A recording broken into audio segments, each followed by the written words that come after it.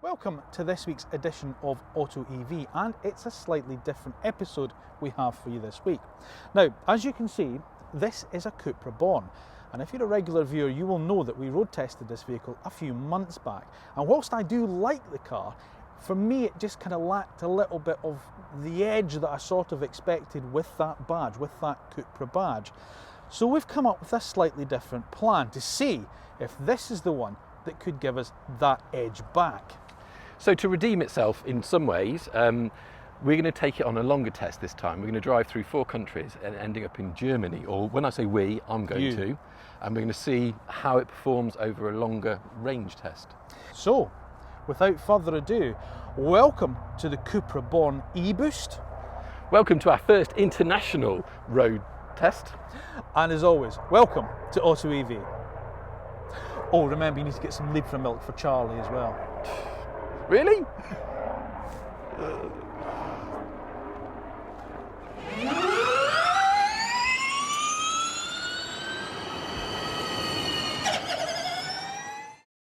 According to the Better Route Planner app, it's 590k from here to Dusseldorf.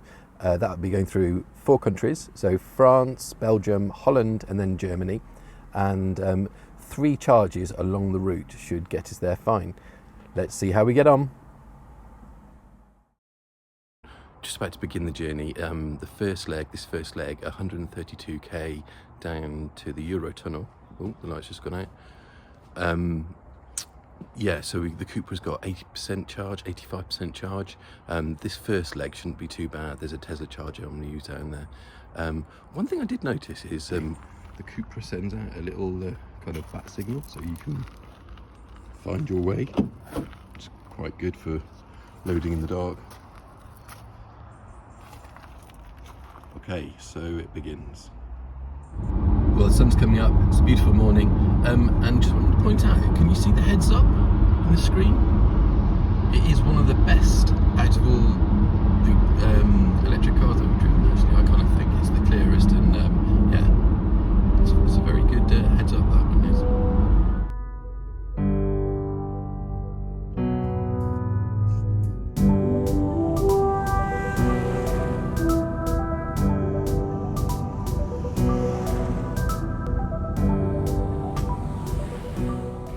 Well, here's charge 1 of the trip. It's not the one that I'd planned on a Better Route Planner. I got down to the Eurotunnel exit and was going to charge with the Tesla chargers down there.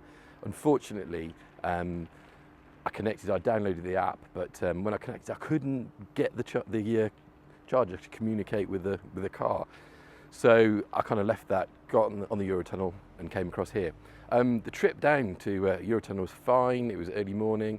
I'm kind of making some decisions about the car, getting used to it, and I think what I'm going to do is save those comments until later on, until we arrive at Dusseldorf, which is the final destination, just to give you a proper overview of how I feel about the car and how it's coped with that journey.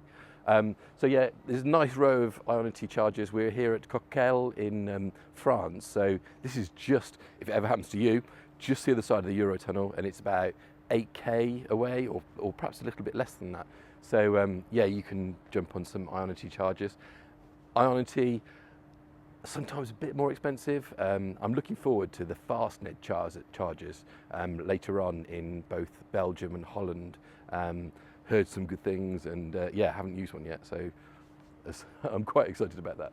But yeah, the car's good, I'm good. We're at 70%. The battery had gone down to about 25%. That's the 132 miles from home on a cold morning down to the Eurotunnel, and a little bit this end as well. So yeah, I'll keep you updated, and the next stop will be Belgium.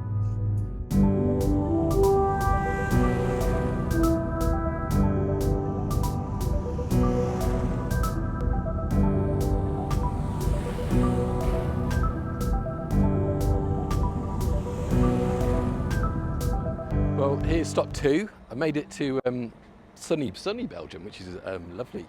FastNed charger, 300 kilowatt. After the last stop in Coquel, I'm down to 25% of the battery. So I'm just going to charge up now to 70%, then another stop in about another 100k. But yeah, the roads here, exceedingly flat place. Really far stretching views, and yeah, horrible for an electric vehicle because it's just straight line driving. I think the next part of the journey is a bit more twisty, but we'll find out. And yeah, so the next charge will be in Holland. So quick update. By the time I'd finished filming that little segment, we were up to 80% on the charge, and that must have been 10 minutes or so.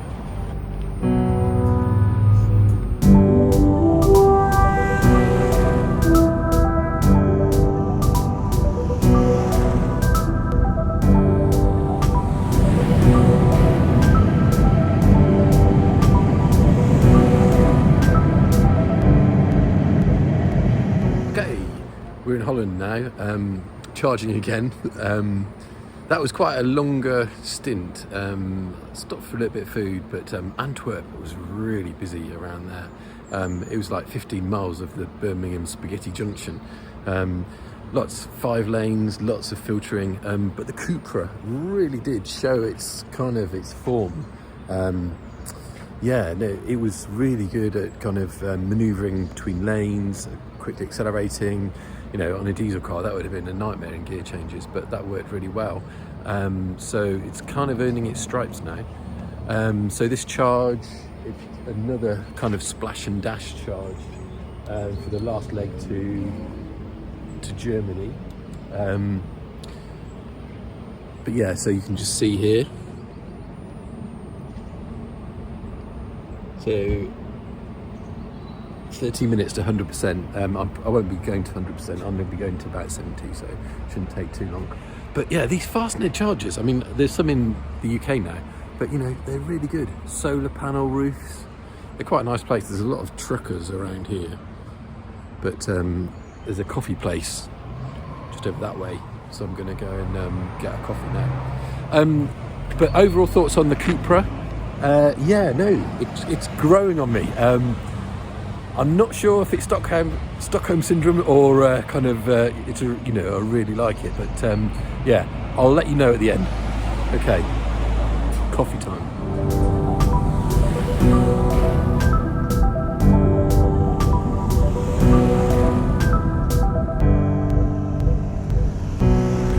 Okay, here I am. I've arrived at Dusseldorf. The Cupra made it really well, faultless journey. But anyway, I'll give you my conclusion on the car and thoughts on it after I've gathered them a bit tomorrow. Well, after a long day in the car yesterday, how do I feel? Not too tired. Comfortable place to be. I was a bit concerned. It's got quite a high floor pan, and I was thinking, oh, my back's going to suffer on the end of that journey. But didn't. Really comfortable. It's a really quiet environment. The Cupra Born e-Boost is a very competent car. That can't be denied. There is the one question: competent? Is it exceptional? And the answer to that, I still haven't found that yet. Everything is done well. There's nothing that excites me, or, you know, even if it's down to, say, the sound system, it's good. It's not, it doesn't blow you away. It's not memorable. If Seat had put this car out, I think the industry would, and motoring journalists would be blown away by it. With Cupra, its name comes from Cup racing. Expectations are a bit higher. I don't know what I was expecting, but I was expecting something a bit magical or a bit wowy. It kind of, as I say, it's been really competent. I'm not knocking the car. Excellent car. It was funny driving into Dusseldorf. The light was going down, and they call it the gloaming, don't they? And the car suddenly found its place. It was, it was raring to go for the night in the city. It felt that to me. It's not a commuter car. It's kind of, perhaps I'm the wrong age. Perhaps it's aimed at, you know, a young couple. You know, that kind of. But who knows? Who knows? Overall, the car, faultless. There are a few things that I would change, or you know, I can complain about. Or the one thing that does get me is that Cupra button. It delivers little. It looks promising, and you think, wow, that looks like it's going to do something. Either send out a parachute, or but it just changes driving mode, and it's a bit of a okay, which is good, but not exceptional. 9 to 5, no. 5 to 9, yes. That's its place, I think. The other thing, I was driving to Dusseldorf, and a Polestar not past me. I was driving alongside it for a bit, and it did feel a bit like I was having an affair. But anyways, thanks for watching the video. Please like and subscribe, and feel free to leave any comments. You know, this is my or our view on the Cupra, and I'm sure other people have got their own views. So it'd be interesting to hear them, and also about European driving. Any experiences, or any tips, tricks, or no-nos? Let us know.